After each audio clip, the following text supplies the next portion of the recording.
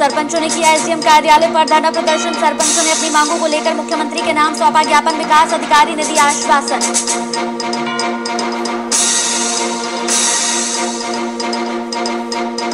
जालौर जिले में bird flu का कहर लगातार जारी। जिले में 44 मौतों मृत पक्षियों का आंकड़ा। पशुपालन विभाग में मचा हड़कंप।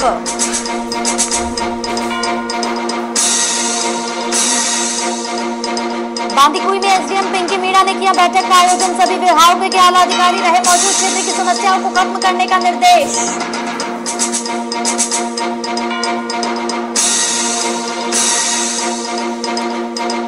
आबकारी विभाग के हाथ लगी बड़ी सफलता। आबकारी ने अवैध शराब के कारोबार का किया खुलासा। भारी मात्रा में अवैध शराब बरामद।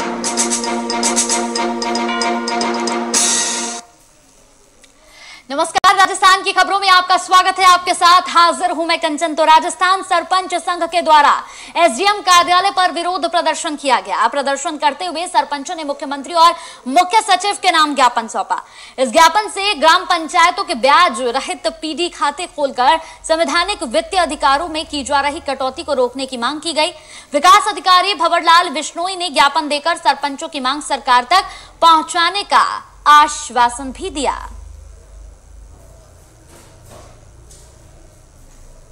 पंचायतों की वित्तीय और प्रशासनिक जो व्यवस्था है उनके हकों को मारा जा रहा है सरकार के द्वारा। और अभी तुरंत एक के पीडी अकाउंट के लिए भी सरपंच संघ इसका पूरा विरोध करता है। अभी वर्तमान में आज जो हमने ये ज्ञापन दिया है ये विकास अधिकारी महोदय के द्वारा मुख्यमंत्री के नाम दिया गया है और पूरे सरपंच संघ पूरे राजस्थान में रह रहा है कि अगर इसका तुरंत प्रभाव से उपाय नहीं किया गया तो सरपंच संघ इसका आंदोलन करेगा।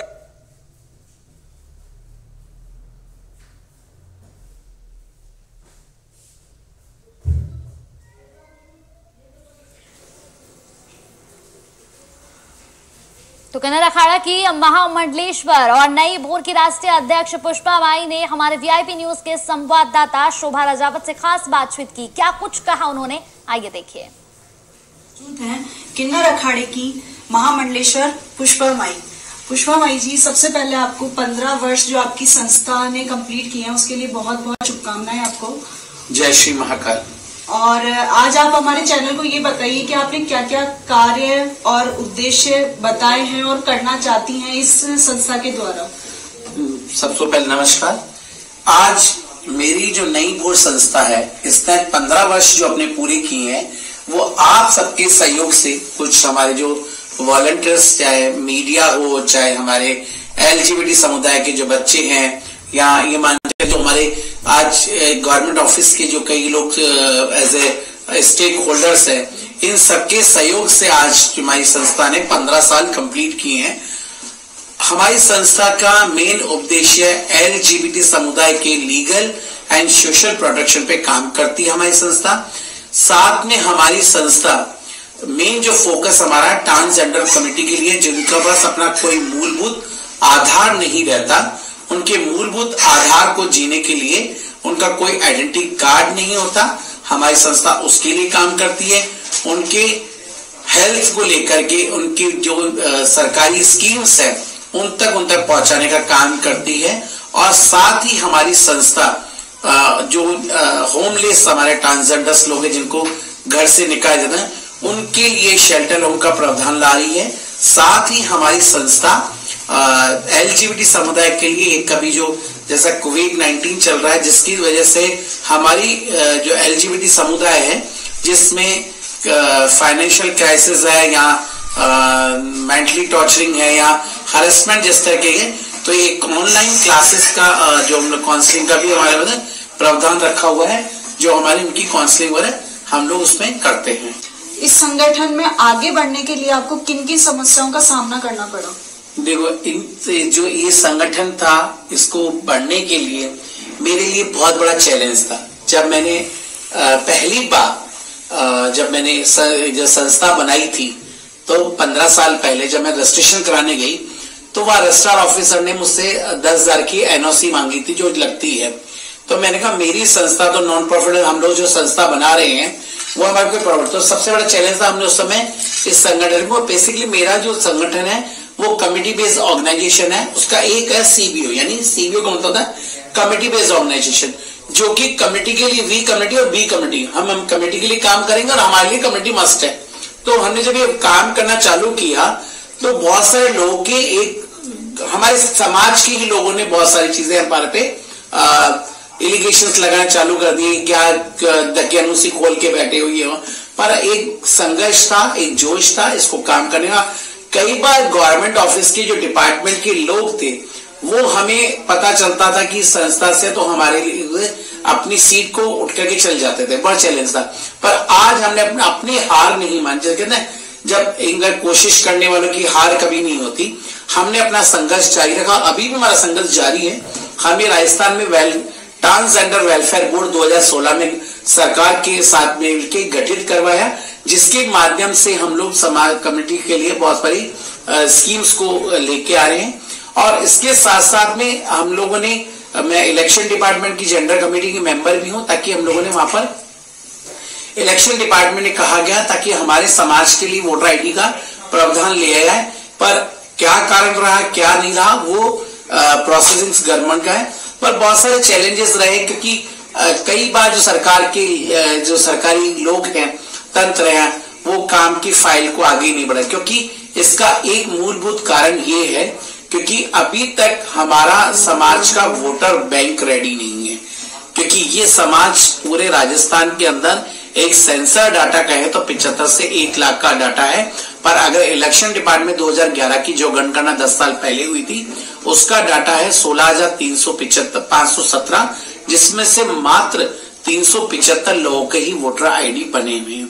बाकी लोग का वोटर आईडी ना बनने के कारण से वो वोटर बैंक से अपने जो मेन मूल आधार है वोट देने का अधिकार, उससे भी वंचित है। तो इसलिए शायद ये वोटर बैंक समाज तैयार नहीं हुआ, जिसके कारण से ही कोई भी जो स्कीम्स या पॉलिसीज आती हैं वो हमारे समाज तक नहीं पहुंच पाती, कारण वोटर आईडी न होने का। तो सबसे बड़ा चैलेंज वही है, और जिसके लिए अभी भी हम संघर्ष कर ही रहे हैं कि समाज तक वो आईडी बने और समाज का हर एक नागरिक जो ट्रांसजेंडर है वो अपने मूलभूत अधिकारों के साथ जी सके और एक समाज में कलंकित भेदभाव से हट करके एक सकुशल अपनी जिंदगी आम समाज की तरह जी पाए। यही हमारी संस्था के लक्ष्य और उद्देश्य है कि समाज को कलंकित भेदभाव से हटाना है और समाज को मुख्य धारा से जोड़ना है। आप हमारे चैनल के माध्यम से व्यूअर्स को क्या संदेश देना चाहेंगे? मैं इन दर्शकों को यही संदेश देना चाहूंगी, जो भी मेरा इस तरह का जो चैनल है जो देख रहे हैं, कि समाज को अपनाइए। आप 2 कदम बढ़ाएंगे, मेरा समाज डेफिनेटली 4 कदम बढ़ाएगा। एक मौका हमें भी दीजिए कुछ कर दिखाने का, बस यही संदेश दूंगी। ये भी एक समाज माँ की कोख से पैदा हुआ है, ना कि आसमान से उतरी हुई कोई एलियन है। इस समाज को अपनाइए। इसने भी माँ का 36 नसों का दूध पी के बड़ी हुई है। इस समाज को गले लगाइए। तो खबर सिरोही जिले से है, जहां मुख्य चिकित्सा अधिकारी डॉक्टर राजेश कुमार ने जिले में चिकित्सा संस्थाओं में चल रहे कोविड-19 वैक्सीनेशन सेंटरों का निरीक्षण किया। उन्होंने वहां की गतिविधियों की जानकारी लेते हुए संबंधित अधिकारियों को जरूरी दिशा निर्देश दिए। इस दौरान सामुदायिक स्वास्थ्य केंद्र पिंडवाड़ा के कोविड-19 टीकाकरण सेंटर का निरीक्षण भी किया गया।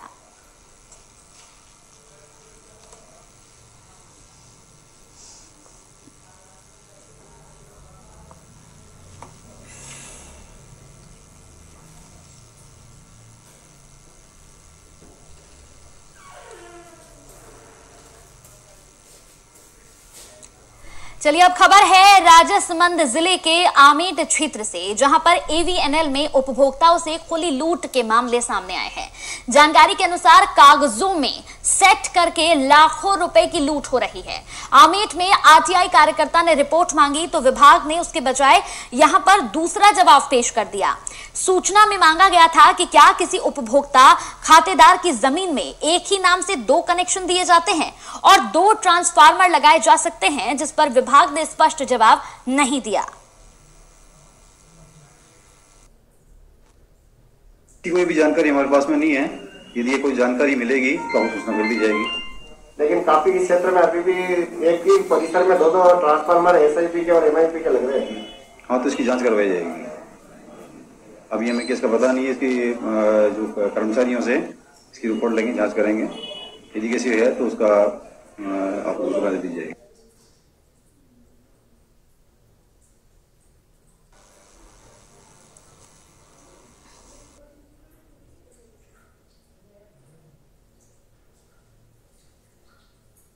ज्यादा जानकारी के साथ संवाददाता हस्तिमल साहू हमारे साथ जुड़ गए। हस्तिमल, क्या है ये पूरा मामला? जिस तरीके से यहाँ पर आरटीआई कार्यकर्ता ने रिपोर्ट मांगी है, उपभोक्ता से खुली लूट की खबर सामने आ रही है, पूरा मामला क्या है? जी, मैं आपको बता दूं, एवीएनएल में उपभोक्ताओं से खुली लूट का खुलासा हुआ है। सूचना के अधिकार तहत खुलासा हुआ है, जहाँ कागजों में छेड़कर लाखों रुपए की लूट हो रही है। आमेट में आरटीआई कार्यकर्ता ने रिपोर्ट मांगी, विभाग ने उसके बजाय कोई दूसरा जवाब पेश कर दिया। सूचना में मांगा गया था कि क्या किसी उपभोक्ता खातेदार की जमीन में एक ही नाम से 2 कनेक्शन दिए जाते और 2 ट्रांसफार्मर लगाए जाते हैं, जिस पर विभाग ने कोई स्पष्ट जवाब नहीं दिया। जबकि नियमानुसार एक खातेदार जमीन में एक ही नाम से 2 कनेक्शन नहीं दिए जा सकते, लेकिन आमेट की मार्बल गैंगस्टर की सैकड़ों यूनिटों में डबल कनेक्शन दिए गए हैं। इसके साथ ही ट्रांसफार्मर भी लगा दिए हैं। बिल्कुल हस्तिमल, आपसे तमाम जानकारी लेंगे। हमारे साथ यहाँ पर अभियंता जुड़ गए हैं एवीएनएल आमेट से, दिनेश कुमार रेगर। दिनेश जी, बहुत बहुत स्वागत है आपका वीआईपी न्यूज पर। दिनेश जी, आवाज मिल रही है आपको मेरी? हाँ जी दिनेश जी, एवीएनएल में उपभोक्ताओं से खुली लूट के मामले सामने आ रहे हैं, क्या कर रहे हैं आप? मैडम, इसमें खुली लूट वाला जैसा कोई मामला नहीं है।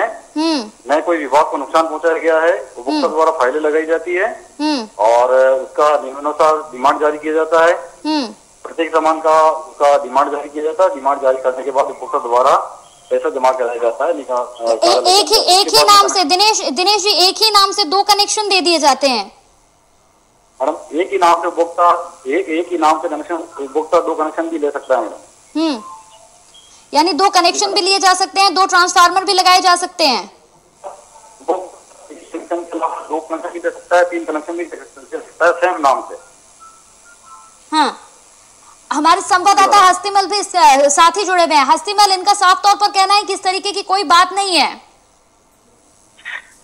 जी बता दें, अब तो वो तो विभाग के ऊपर है, विभाग क्या कुछ कार्रवाई करता है इसके ऊपर।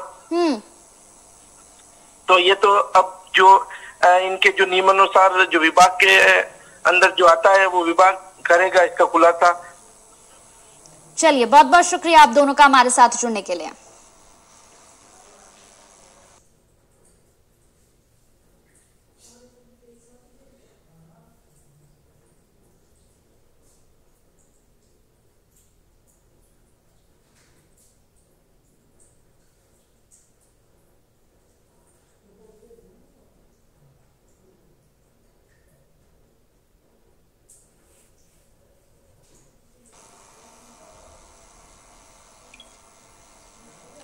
तो राजस्थान जिले के देवगढ़ में आबकारी विभाग को एक बड़ी सफलता हासिल हुई है। आपको बता दें कि आबकारी विभाग ने कार्रवाई करते हुए एक घर से भारी मात्रा में अंग्रेजी और देसी शराब बरामद की है। आबकारी विभाग के अधिकारी ओम सिंह ने यहां पर बताया कि मुखबिर के जरिए सूचना मिली कि भीम में एक व्यक्ति द्वारा अपने मकान में बड़ी संख्या में अवैध रूप से अंग्रेजी शराब का कारोबार किया जा रहा है। आबकारी विभाग ने पुलिस बल के साथ जाकर आरोपी के घर दबिश देकर शराब को बरामद किया।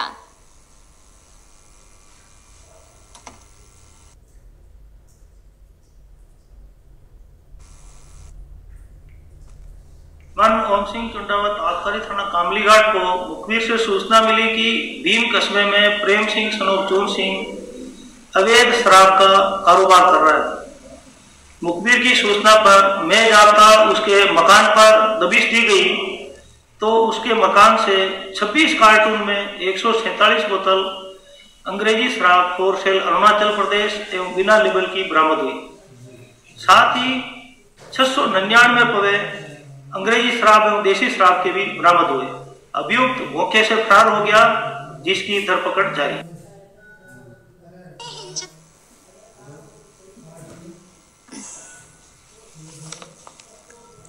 तो विश्व पर्यावरण संरक्षण मिशन सिरोही की ओर से चलाए जा रहे अभियान में एक कदम उजाले की ओर से मास्क और स्वेटर यहां पर वितरण किए गए। संयोजक गोपाल सिंह राव ने बताया कि कोरोना को लेकर लोगों को जागरूक किया और मास्क पहनने की अपील की।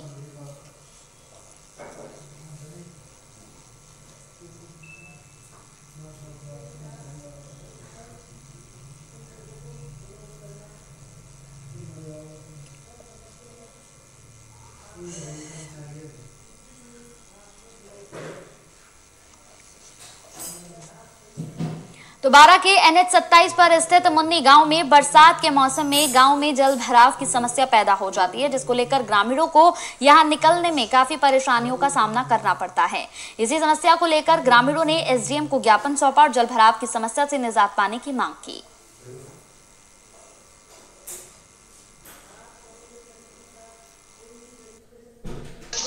मैं ग्राम ऊनी से हूँ, मुरारी किराड़ बोल रहा हूँ। और हमारे सारे गांव में ये हाईवे बना है NH 76, अभी इसका NH 27 कर दिया है। ये सन 2007 में शुरू हुआ था, 8 में बन गया था ये। तो साथ में जब हमारे गांव के लोगों से हाईवे की सर्वे टीम ने मीटिंग ली थी और मीटिंग में हमसे ये पूछा था कि आपकी सुविधा अनुसार आप अंडरपास कहाँ रखना चाहते हो। तो हमने उनको वो सारी बातें बताई, लेकिन उसके अनुसार भी उन्होंने काम नहीं किया। बाद में उसमें जो है संशोधन कर दिया। संशोधन करने के बाद परिणाम ये हुआ कि जहाँ होकर के ऊनी से 6 किलोमीटर उस सारा तक वो सारे जो नाले थे, जहाँ पानी की निकासी थी रोड पास करने की, उन पे सही ढंग से पुलियाएं नहीं बनाई।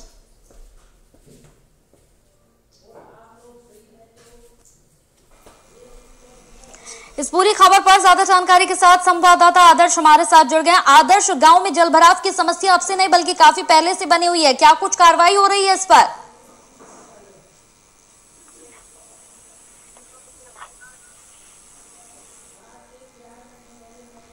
आदर्श, आपको आवाज मिल रही है मेरी?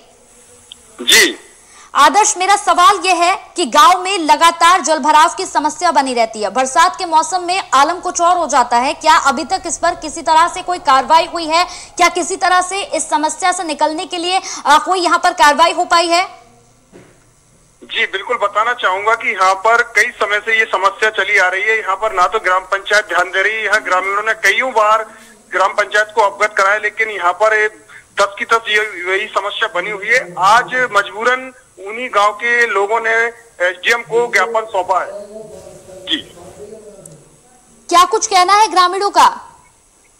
ग्रामीणों का SDM साहब को ज्ञापन में कहा गया है कि ये हमारी समस्या को लेकर जल्द से जल्द इसका निस्तारण कराया जाए, नहीं हम आंदोलन करने को मजबूर हो जाएंगे।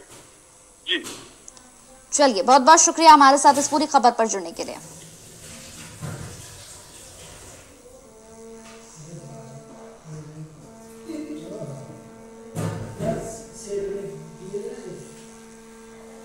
तो राजस्थान सरकार के आदेश के द्वारा एक ग्राम पंचायत की PD खाता खोले यहां पर जाएंगे, जिसके तहत सरकार से जो भी बजट आएगा उस खाते में आएगा और काम पंचायत क्षेत्र में किया जाएगा। इसके विरोध में तहसील क्षेत्र के सरपंचों ने एकत्रित होकर उपखंड अधिकारी को ज्ञापन सौंपा।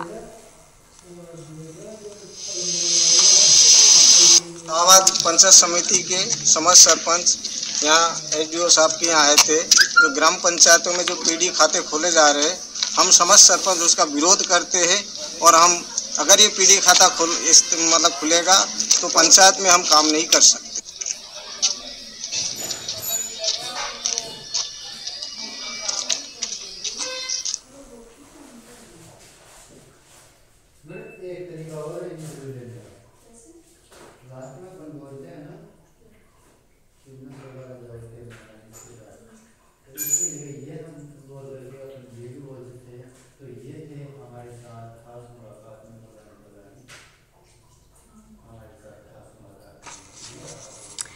तो जालोर के थाना भीनमाल पुलिस को एक सफलता हासिल हुई है। आपको बता दें कि पुलिस ने लंबे समय से वांछित चल रहे अपराधियों की धरपकड़ शुरू कर दी है। इसी कड़ी में पुलिस ने कार्रवाई करते हुए पिछले 3 साल से फरार चल रहे आरोपी फारूक पठान को गिरफ्तार कर सलाखों के पीछे पहुंचा दिया है।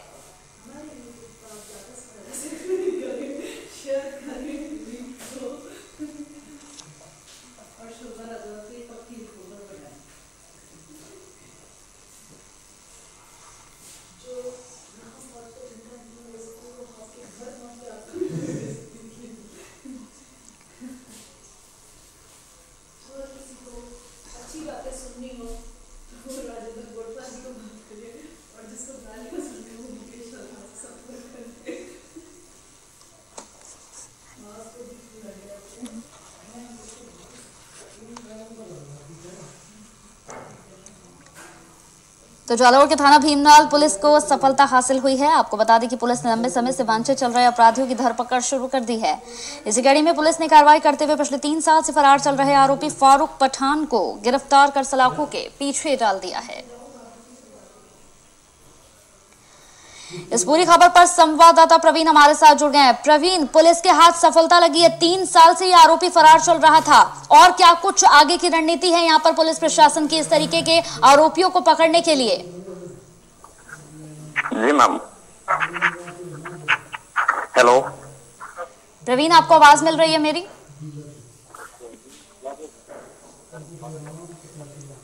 चलिए, तकनीकी खराबी की वजह से आवाज नहीं मिल रही है हमें। तो जालौर के थाना भीमनाल पुलिस को एक सफलता हासिल हुई है। पुलिस ने लंबे समय से वांछित चल रहे अपराधियों की धरपकड़ यहां शुरू कर दी।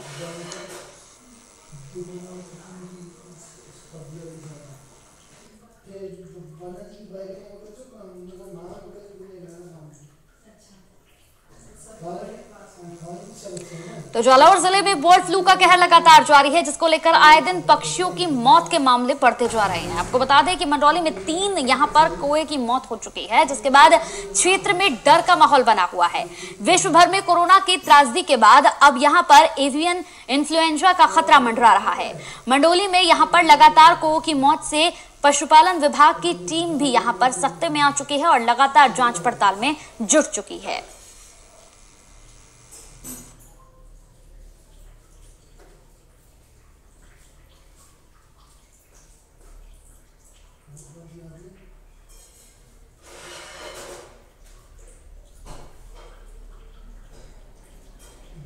तो खबर पाली के सुमेर पुरसा डेराव थाना क्षेत्र की है, जहां पर केनपुरा लापौद रोड पर पुलिस और डोडा पोस्ट तस्करों में मुठभेड़ हो गई। आपको बता दें कि तस्कर यहां पर मौका देखकर फरार हो गए। पुलिस ने उप अधीक्षक रजत विश्नोई ने फायरिंग की पुष्टि करते हुए बताया कि सभी जवान सुरक्षित हैं। पुलिस ने आरोपियों की तलाश भी शुरू कर दी है। पसंदीदा रास्ता तो नहीं कहेंगे, कुछ एक तस्कर जो है वो हिम्मत करके यहाँ से आने की कोशिश करते हैं और कहीं ना कहीं पुलिस की नाकाबंदी उनको मोस्टली मिल जाती है। और कल भी जैसे जो घटना हुई है उसमें पुलिस पार्टी उनको नाकाबंदी करते हुए मिली थी और इस वजह से उन्हें मैदान छोड़ के भागना पड़ा। क्या सर गाड़ी जब्त हुई है? गाड़ियाँ कल जब्त नहीं हो पाई, पर नाकाबंदी क्योंकि वो वेपन्स उनके पास काफ़ी थे तो इस वजह से वो लोग निकलने में कामयाब हुए।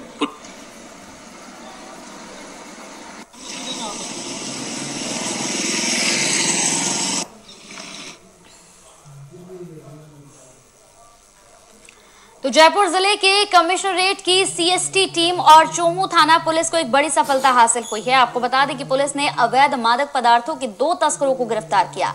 गिरफ्तार आरोपियों के कब्जे से भारी मात्रा में गांजा बरामद किया गया है। पुलिस का कहना है कि आरोपियों को गिरफ्तार कर आगे की कार्रवाई शुरू कर दी गई है।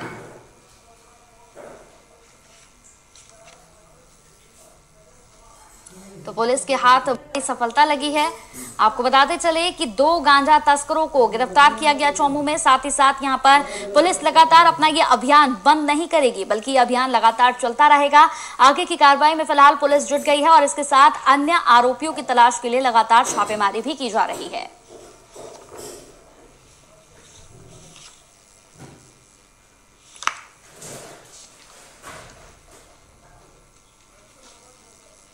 तो खबर टोंक जिले के निवोई से है, जहां आगामी नगरपालिका चुनाव को लेकर प्रत्याशियों ने अपनी कमर कस ली है। नुक्कड़ चौराहे पर यहां चौपाल सजती नजर आने लगी है। आपको बता दें कि आगामी नगरपालिका चुनाव 28 जनवरी को होने वाला है, जिसके लिए लोगों ने अपनी हर तरह से तैयारियां शुरू कर दी हैं। वार्ड नंबर 25 और 26 के सभी मेरे सम्मानीय बुजुर्गगण, मेरी माताएं, मेरे युवा साथी, जैसा कि आपको सबको पता है 28 जनवरी को नगरपालिका के चुनाव होने वाले हैं। जिस प्रकार आपने अब तक मुझे 25 साल से हमेशा प्यार दिया है, स्नेह दिया है, मान दिया है, सम्मान दिया है, और आज जो भी मैं कुछ हूँ तो सब आपके बलबूते पे हूँ। आपने मुझे हमेशा इतना मान और सम्मान दिया है, अब खबर सीकर जिले से है। सीकर जिले के लक्ष्मणगढ़ से, जहां 28 जनवरी को होने वाले नगर पालिका चुनाव को लेकर कांग्रेस ने एक बैठक का आयोजन किया। आयोजित बैठक में स्थानीय विधायक और शिक्षा राज्य मंत्री समेत कांग्रेस के कार्यकर्ता मौजूद रहे। प्रदेश अध्यक्ष ने कार्यकर्ताओं को संबोधित करते हुए नगर पालिका चुनाव में सहयोग कर कांग्रेस का बोर्ड बनाने की अपील की है। बाकी कांग्रेस या कांग्रेस संबंधित मीडिया लेकर अब तो नगर निकाय के 90 जगह में चुनाव है, उसमें भारी बहुमत के साथ कांग्रेस का बोर्ड बनेगा, क्योंकि कांग्रेस की सरकार ने राजस्थान में 2 साल में बहुत अच्छे काम किए हैं। कोरोना के समय में भी बेहतर प्रतिबंधन किया है, जिसकी प्रधानमंत्री की प्रशंसा करते हैं। और भारतीय जनता पार्टी राजस्थान में बिल्कुल खिली हुई है, टूटी हुई है। और जो केंद्र की सरकार ने किसानों के साथ अन्याय किया, अत्याचार किया, काले कानून ला करके किसानों के ऊपर थोपे, और आज किसान 40 दिन से सड़कों पे लाखों किसान दिल्ली का घेरा दिए बैठे।